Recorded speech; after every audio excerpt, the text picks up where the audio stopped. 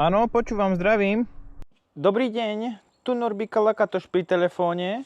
Ja som pred chvíľa od vás kúpil tá nová motorka. Ja, jasné, no až tak pred chvíľu to nebolo, ale čo treba?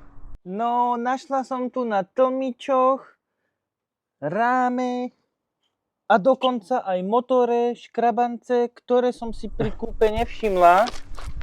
No a?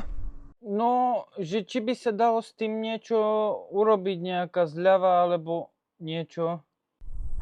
Jasné, dalo. V prvom rade nemôžete byť kokot a v druhom rade si musíte uvedomiť, že kupujete starú použitú motorku. Kriste. Pekný deň, Norik.